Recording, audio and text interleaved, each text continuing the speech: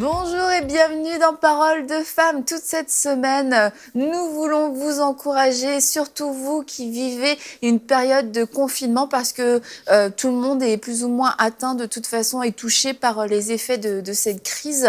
Mais tout le monde n'est pas encore confiné totalement. Mais il y en a plusieurs d'entre vous, vous êtes confinés totalement et votre famille est confinée avec vous. Vos enfants sont confinés avec vous. Et peut-être que pour certains d'entre vous, c'est pas vraiment rigolo tous les jours. Lundi, mardi, c'était rigolo. Mais nous sommes dans la deuxième semaine de confinement total pour les gens qui sont notamment en France. Et là, c'est peut-être un petit peu moins rigolo maintenant parce qu'on a épuisé toutes les activités. On a joué, on a rigolé, on a fait de la pâtisserie. Voilà, on a fait le tour. Et ça peut devenir un petit peu étouffant. Et on veut vraiment vous encourager à demeurer dans la paix, comme on l'a dit hier, mais aussi à retourner cette situation pour le mieux et à voir comment l'aborder pour que ça puisse se passer le mieux possible afin que vous ne sortiez pas de cette crise épuisée et avec une famille déchirée. Non, nous croyons que dans cette situation, Dieu peut transformer le mal en bien et que Dieu peut même faire des choses extraordinaires dans les familles parce qu'aujourd'hui, on court après le temps. On se dit, c'est un peu paradoxal, on se dit, j'ai pas le temps pour ci, j'ai pas le temps pour ça, j'ai pas le temps pour mes enfants. Et là, pour beaucoup de familles, le temps s'est arrêté. Un moment de pause a été imposé et puis on peut le vivre très mal comme une frustration, comme une punition, alors que peut-être il y a une semaine, 2 semaines, on se disait « Oh, ce serait tellement bien si seulement j'avais plus de temps pour profiter de ma famille » et maintenant que le temps est là, la famille est là, il y a juste le mot « profiter » qui est pas là. Alors, qu'est-ce qui s'est passé? Que s'est-il passé? Donc, on va ensemble pouvoir vous encourager, mesdames. Bon, comme certaines, vous le savez déjà, Mathilde et moi, on a des enfants qui font l'école à la maison. Donc, quand les écoles ont fermé au Québec, c'est sûr que pour nous, ça n'a pas changé grand-chose dans notre quotidien parce que les enfants étaient déjà à la maison. Et c'est vrai qu'on a déjà cette dynamique où les enfants sont à la maison. Et je peux vous dire, c'est possible que ça se passe bien. Donc, courage à vous, mesdames, si vous étiez en train de perdre patience. Donc, comment ça peut se passer? Est-ce qu'on peut être heureux? Une famille confinée peut être une famille heureuse? Absolument, absolument. Faut s'adapter, je dis. Faut s'adapter. C'est ça. Comment? C'est bien, merci Aurélie. Merci Aurélie. Mais c'est vrai, ça prend de la réadaptation. Oui. T'étais pas habitué à ce que tes enfants soient à la maison et puis là, ben, tout le monde à la maison. Et puis, pour certains, ce sera plus facile que d'autres. Et il y a des personnes qui ont peut-être juste un enfant, 2. Il y en a qui ont 5, 6. Et parfois, l'espace n'est pas toujours aussi grand qu'on aimerait dans ces cas-là. Donc, vraiment, ça prend, ben, dans un premier temps, de se dire, OK, il va falloir se réajuster, il va falloir s'adapter pour vivre cette situation de la bonne manière, comme Annabelle vient de dire. Mais si on espère faire comme on a toujours fait, ben déjà, c'est pas possible parce que la situation nous est quelque part imposée. Mais dans cette situation, il y a moyen de tirer le meilleur, mais il faut réajuster à différents niveaux, en fait, dans la maison. Je pense justement que c'est une occasion de se redécouvrir, peut-être en famille, parce que la vie va tellement vite, hein, tu le dis, Annabelle. Des fois, on souhaiterait avoir plus de temps, et là, on est face à beaucoup de temps, peut-être plus qu'on aurait souhaité. Et je pense que 2 camps, c'est soit on va avoir aimé, avoir passé ces moments ensemble, ou on va avoir absolument détesté. Et je pense vraiment, la Bible nous dit d'être toujours joyeux. Et je pense que c'est possible d'être toujours joyeux et que nous sommes garantes, nous aimerions encourager les femmes cette semaine. J'aimerais dire aux femmes qu'elles sont garantes de l'atmosphère de leur demeure. C'est vrai. Et donc, vraiment, c'est un message qu'on veut passer que c'est possible que ça se passe vraiment dans la paix, c'est possible que ça se passe dans la joie, c'est possible, justement, mais avec l'aide du Saint-Esprit. Ça va demander qu'on demande au Saint-Esprit comment gérer toute cette chose, parce qu'il faut gérer notre temps différemment, il faut gérer les enfants différemment, nos activités, mais c'est possible vraiment si notre cœur est ouvert à faire les choses, on est obligé, là, on est face à quelque chose de différent. Et je pense vraiment qu'il y a une grâce spéciale qui est dans ces moments, et quand on va se ressourcer dans la présence du Saint-Esprit, il y a vraiment cette paix qui vient sur nous. Et de croire que, comme dans Lamentation 3, nous dit que ses bontés se renouvellent à chaque matin. Et de croire que vraiment, Dieu a une provision de bonté à chaque jour. Et je pense vraiment que c'est une question d'attitude et à chaque jour, quand je me lève, de me repositionner face à la parole. Qu'est-ce que Dieu dit pour aujourd'hui? Et je choisis d'être joyeuse malgré cette situation ou dans cette situation. Et je choisis justement que ma famille se remémore de ces temps qui sont difficiles, mais que ça va avoir été des bons temps de famille, un temps peut-être pour tisser les liens encore plus serrés, c'était un temps pour créer une proximité, quelque chose, une relation avec mes enfants encore plus proche. C'est vraiment un temps où on pourrait dire c'est même privilégié. Alors, permets-moi de donner une citation qui est légèrement déformée, je m'en excuse, mais j'ai vu ça quelque part. Une citation déformée, mais c'est pour pas me l'approprier non plus, d'accord? Que les enfants ne se souviendront pas de tous les effets du virus, mais ils se souviendront de l'ambiance de la maison et de ce qu'ils auront ressenti. Et je pense que c'est quelque chose qu'on peut vraiment se le dire comme un peu un garde-fou. OK, bah, moi, j'ai conscience de ce qui se passe, j'ai conscience de certaines réalités, mais mes enfants n'ont pas conscience et se souviendront pas de tout ça. Mais par contre, c'est clair qu'ils vont se souvenir qu'il y a eu une période vraiment très spéciale où on a tous été obligés de rester à la maison. Et là, quel sera le souvenir qui s'en dégagera? Quel sera le souvenir ah, c'était horrible, là, franchement, mes parents, ils étaient complètement fous, ils étaient ceci, cela, ou alors, ah ouais, c'était génial, on a passé des bons moments en famille. Et c'est vrai qu'ils se souviendront peut-être pas qu'il manquait un peu de papier toilette, et ils se souviendront peut-être pas qu'il y avait peut-être certaines privations. Ils se diront, ah, il y aura un souvenir comme général, un souvenir de bien-être ou un souvenir de mal-être.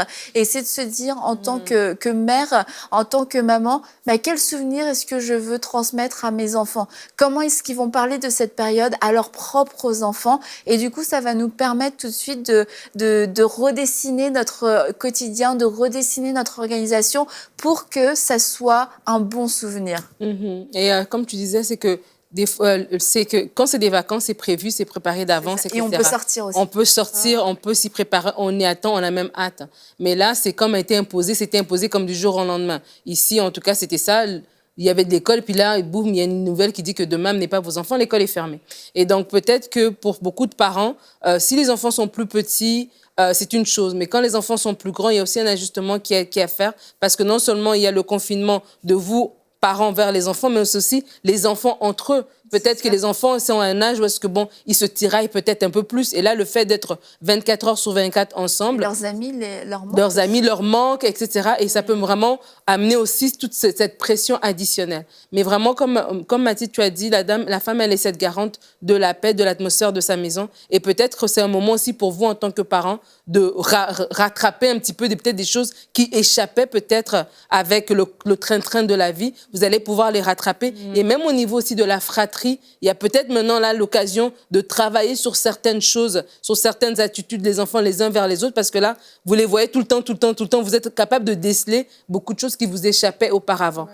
Mais c'est important qu'en tant que maman et en tant que papa, d'y aller avec une bonne disposition de cœur, de dire que, comme on a dit hier qu'il faut vraiment que toi-même, tu sois d'abord confiante sur les promesses de Dieu, etc.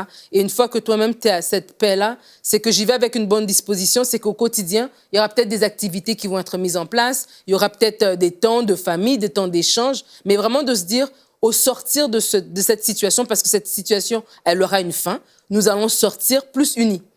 Donc, c'est ça. Je veux que quand on sort de cette situation, déjà un objectif, on a un objectif. C'est un objectif d'unité. Nous allons sortir de cette situation plus unie. Moi, je vais sortir de cette situation plus grandie, peut-être dans ma relation avec Dieu. Comme tu disais, Mathilde, j'aurais pris plus de temps dans la parole. Mais ma famille va sortir de ça plus unie. Que peut-être que mes enfants étaient dans un âge où est-ce que leurs amis étaient plus importants que la maison. Mais aujourd'hui, au sortir de ça, on va sortir vraiment comme une unité. Et ça, cet objectif-là va réguler même nos agissements au quotidien, en fait. J'avais la même pensée que toi, Nadine. C'était de dire, c'est bien d'être en famille, en fait. C'est bien d'être avec ses enfants, d'être avec son mari, d'être avec des frères et des sœurs. C'est quelque chose de bon. Et c'est déjà comme ça qu'on doit voir le confinement. Parce que si on le voit juste sous l'angle de tous les problèmes que ça va soulever, mais c'est sûr que pour les aborder même, on va pas aborder les choses de la bonne manière, en fait. Mais quand on réalise que c'est bien parce qu'on va passer plus de temps ensemble. Mais là, ça va changer les perspectives, comme tu disais, Nadine. Là, tu as parlé d'objectif, comme on voit ce qu'on veut faire, mais même avant de faire, il faut réaliser que c'est bien d'être juste là ensemble. Maintenant, tous les défis qui vont se poser, mais ce sera une occasion, justement, de traiter, peut-être, comme tu disais, les choses qui sont là depuis, mais qu'on n'a pas toujours le temps de s'arrêter pour traiter. Et il y a des nouvelles choses qui vont aussi arriver qu'on va pouvoir découvrir. Et au final, on saura que, quand on va sortir de là, que, ah, mais tiens, mais notre famille a pu être consolidée dans ces temps-là. Mais ça prend de se réajuster, comme on a dit. Et ça prend vraiment de se mettre ensemble aussi, hein, dans la famille et de voir, OK, comment est-ce qu'on manage cette période ici entre nous? C'est sûr, les parents, ils vont décider des choses parce que c'est les chefs de maison, mais ils vont tenir compte aussi de ce que les enfants, ils ont peut-être à faire, ils ont à dire pendant cette période-là. Et c'est tout ça qui va rendre la situation harmonieuse, en fait. Et moi, je pense à celles qui font du télétravail. Alors déjà, peut-être on n'a pas l'habitude, quand on n'a pas l'habitude de faire du télétravail, ça peut être en soi juste déjà une réorganisation, travailler de chez soi. Tu vois l'état de ta maison, c'est comme... tout t'appelle, c'est difficile quelquefois de gérer ça. Il y a des gens qui détestent travailler de chez eux, et donc rien que ça. Mais en plus, il y a des enfants. Donc là, c'est vrai que ça peut quand même amener des défis, surtout si on a des enfants en bas âge qui ont vraiment besoin de notre présence. Ça va être une réorganisation. Comment est-ce que je peux à la fois faire du télétravail et en même temps m'occuper des enfants? Bon, la beauté du télétravail, normalement, et puis c'est sûr que les entreprises prennent aussi des mesures pour être plus souples, c'est qu'on peut s'organiser dans notre horaire. Et je crois que ça va être important que d'essayer de fixer un horaire sur l'horaire de nos enfants. Est-ce qu'on peut instaurer des moments plus tranquilles? On peut, s'il y a des bébés, on peut miser sur le temps de la sieste pour vraiment être plus productif. Après, on peut décaler nos horaires plus peut-être dans la soirée, après que les enfants soient couchés. On se dit, bah oui, c'est pas l'idéal, ça me fait faire une double journée. Mais ce sont des mesures exceptionnelles et quelquefois, c'est juste encore pire pour le moral que d'essayer à la fois de concilier les enfants et à la fois de concilier le travail. Tu es en train d'envoyer un mail et là, on est en train il y a un de tes enfants qui t'appelle, tu dois t'arrêter, tu reviens et c'est épuisant même, c'est épuisant pour le cerveau de travailler comme ça. Donc, plutôt maximiser les temps ou des plages de disponibilité. Et puis, bon, si on n'est pas en mesure peut-être de faire son 35 heures, son 40 heures, c'est aussi de voir qu'est-ce que l'employeur peut proposer. Est-ce que vraiment je dois faire mes 40 heures maintenant? Est-ce qu'il n'y a pas comme un crédit d'heure? C'est de se renseigner, sans profiter, bien sûr. On ne veut pas profiter du système et puis faire partir ces gens qui disent « Oh, c'est bon, télétravail, je m'en fiche ».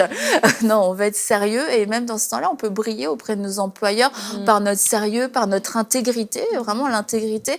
Et qu'est-ce que je voulais dire par rapport au télétravail? Qu'est-ce que je voulais dire, vous pensez? Pendant que tu cherches ta pensée, justement, tu parlais d'horaire. Je crois aussi que c'est important de ne pas... On n'est pas dans un horaire free-for-all, je sais pas. On dort à 2 heures du matin, on se réveille à 10 heures. Parce qu'à un moment donné, les enfants vont être fatigués. C'est que si à un moment donné, ils sont...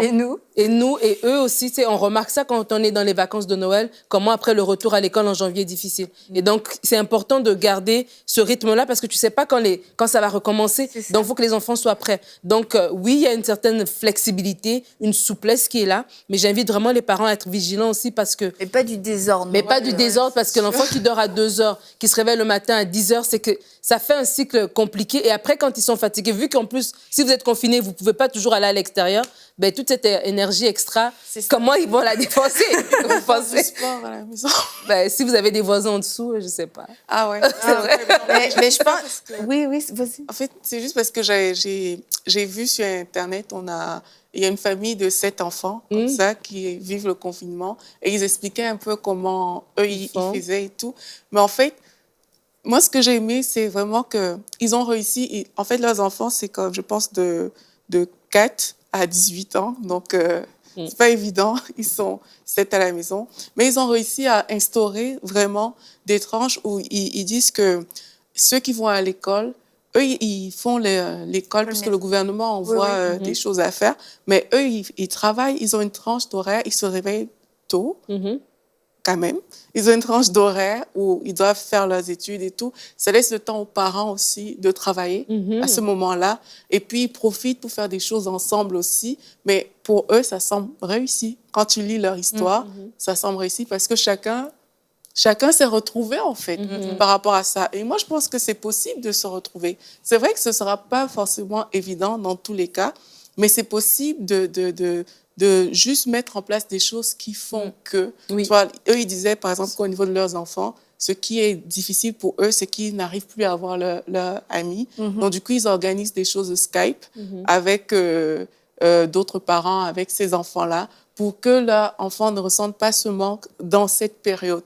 Donc, c'est possible, en fait, de faire des choses en fonction de chaque personne qui font que là où la maman fait peut-être le télétravail, comme Annabelle dit, il y a des cas, si les enfants sont par exemple plus petits, c'est différent que si tu as des enfants de 16 ans. Il y a des cas où ce sera moins évident que d'autres, mais il y a des cas aussi où ce sera plus flexible en fait. Et on doit profiter de ces choses, de ces temps-là pour bien faire les choses comme on devrait le faire. Et justement, je veux juste renchérir sur ce que tu viens de dire par rapport à s'organiser. Je crois aussi qu'il faut aussi être flexible dans la maison. Parce que là, vous n'êtes plus dans le cas de figure où est-ce que les enfants reviennent, je ne sais pas moi, vous revenez à 17h et puis il faut réorganiser. Peut-être que ça prend d'avoir une pièce qui va être dégagée ou qui va être une salle de jeu ou qui va être une salle de travail, peut-être pour... l'enfant n'a peut-être pas un endroit pour faire ses devoirs, etc. Qu'on soit flexible, en fait, pour réorganiser même notre environnement pour que tout le monde y trouve sa part. Ben, peut-être qu'on peut redécouvrir nos enfants. Je pense qu'il y en a qui réalisent qu'ils ne se connaissent pas vraiment. Parce qu'ils partent très tôt le matin, ils arrivent tard le soir. Et là, ils se retrouvent avec leurs enfants. Je pense que c'est un temps, justement, vraiment de profiter. Oui, c'est pas une situation volontaire, mais c'est de dire, est-ce que mon verre est à moitié plein ou il est à moitié vide? Et de décider, vraiment, je vais ressortir au mieux de cette situation, le meilleur de cette situation.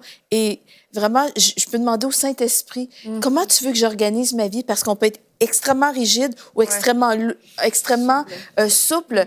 Et là, ça va créer vraiment comme du désordre à la limite. Donc, je pense qu'on peut y aller entre les deux, avoir des périodes. Tu sais, on peut déterminer, on peut avoir... Dieu, c'est un Dieu d'ordre. Donc, sans être à l'extrême, extrêmement rigide, je pense qu'on peut laisser une espèce de souplesse dans ce qu'on fait, mais aussi de prendre des temps aussi, de prendre de temps de travail, des temps calmes, des temps de sieste, des temps en famille, des temps où on parle, des temps de prière, des temps de louange en famille. Vraiment, ménage. Des temps de ménage. Je pense que c'est... Avec les enfants, c'est un temps, peut-être, on peut faire le ménage des jouets, le ménage de la chambre. Et vraiment de dire, je vais faire au mieux de cette situation. Et franchement, je pense qu'il y a plein de façons où je peux dire, je vais redécouvrir mes enfants, où je vais les connaître d'une manière nouvelle.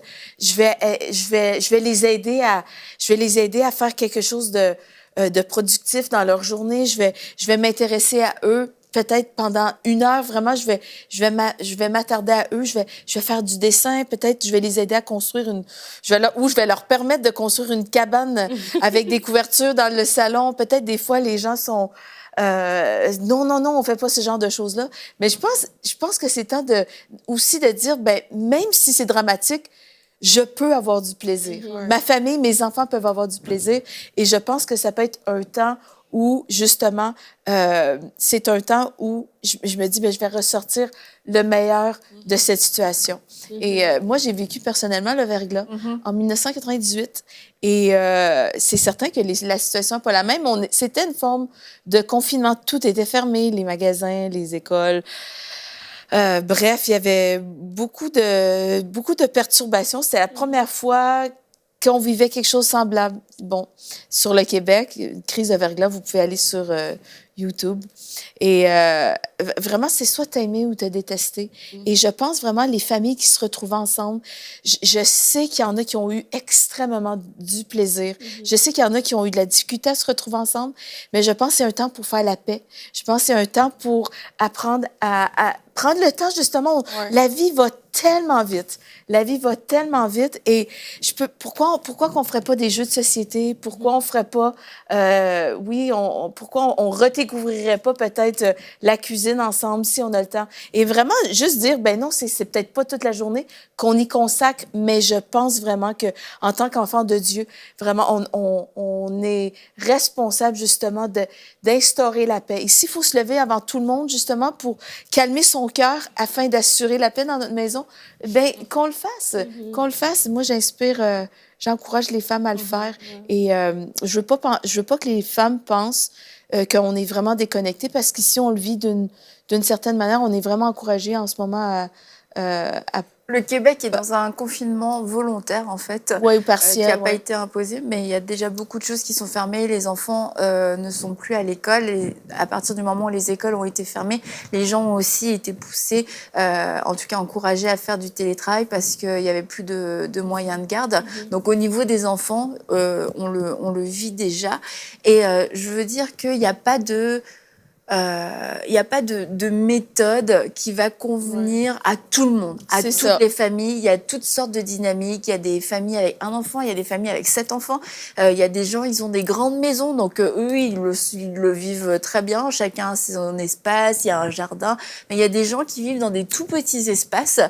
L'espace est déjà trop petit juste pour dormir. Alors c'est sûr que pour y vivre 24/24, c'est difficile. Et peut-être que vous voyez pas comment le faire, en fait. Mais moi, je sais pas que j'ai pas de solution, mais c'est qu'on n'a pas d'idée particulière pour tout le monde et individuelle. Mais je crois que le Saint-Esprit a une idée, a une façon, un système d'organisation qui va convenir parfaitement à votre famille, qui va convenir parfaitement à l'espace que vous avez. Et le Saint-Esprit veut parler, le Saint-Esprit veut être libéré, veut libérer de la créativité pendant ces moments.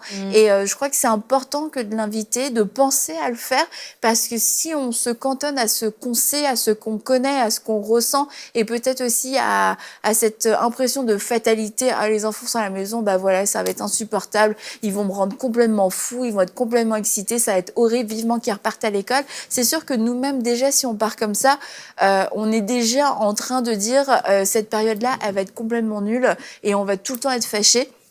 Mais si on part sur une autre perspective, c'est peut-être pas ce que j'avais prévu, je vois pas comment ça peut bien se passer, mais Saint-Esprit, je te demande de me parler, je te demande de me dire en tant que mère de ce foyer, comment est-ce que je peux prendre soin de mes enfants, comment est-ce que je peux même réaménager l'espace de ma maison. Et je crois que le Saint-Esprit va vous donner des idées extraordinaires pour que vous puissiez vivre cette période de façon surnaturelle.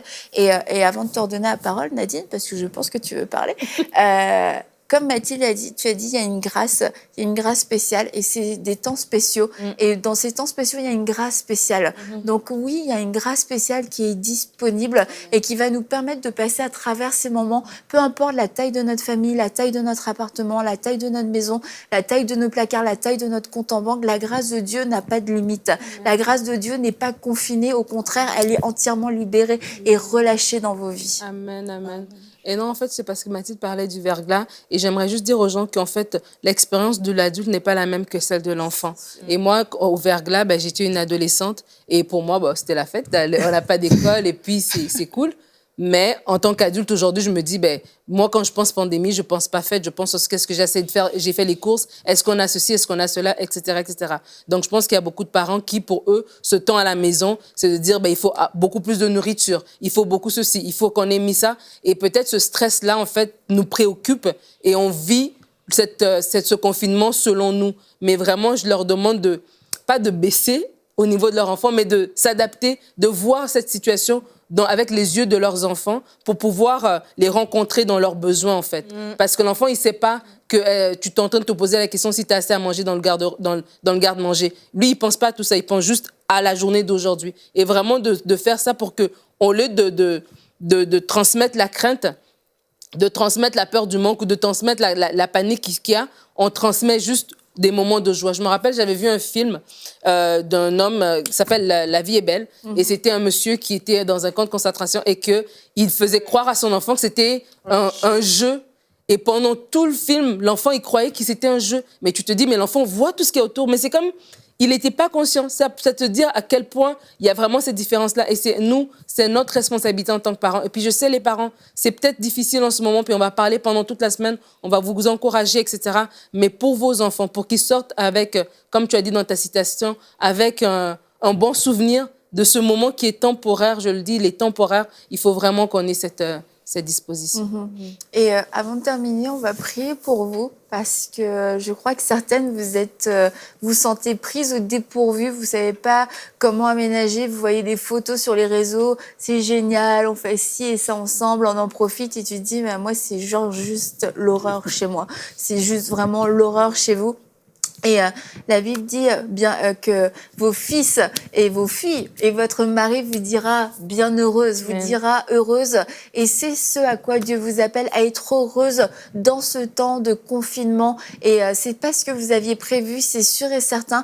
Mais personne ne l'avait prévu, personne n'avait souhaité ce genre de choses.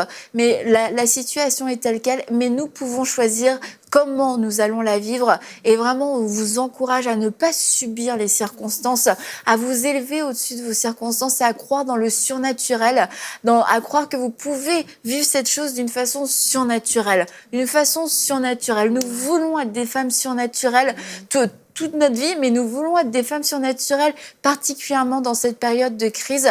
Et c'est notre encouragement pour vous. Alors, on va prier maintenant pour vous. Saint-Esprit, je te demande de parler à ces femmes qui se sentent complètement prisonnières de cette situation, ces femmes qui ne savent pas comment faire avec leurs enfants, qui ne savent pas comment faire avec leur travail. Je prie que tu viennes leur parler déjà pour les réconforter, pour les rassurer, pour leur dire que tout va bien, tout va bien, que tu es avec elles, que tu ne les as pas oubliées, que dans ce chaos qu'elles semblent vivre, tu es celui qui règne, tu es celui qui donne des idées, tu es celui qui remet de l'ordre. Et je prie que tu puisses parler, que tu puisses amener ta parole de vérité, ta parole de sagesse qui va venir rétablir la paix, qui va venir rétablir l'ordre dans les maisons, qui va venir donner des idées créatives pour s'organiser, des idées pour s'occuper des enfants, des idées pour passer des moments en famille, des choses auxquelles elles n'avaient pas encore pensé. Tu es ce Dieu de la créativité, le Dieu des familles.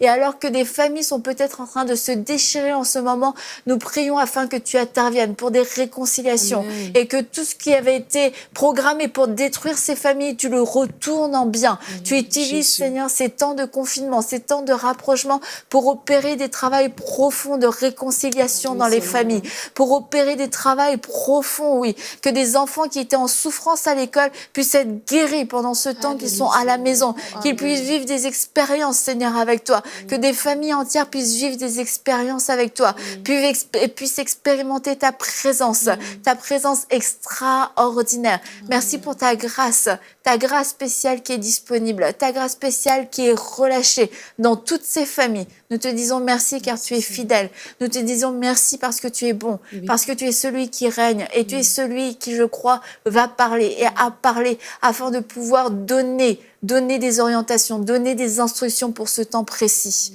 Merci Seigneur. Amen. Amen. Amen. Et on se dit à demain pour une prochaine émission de Paroles de Femmes.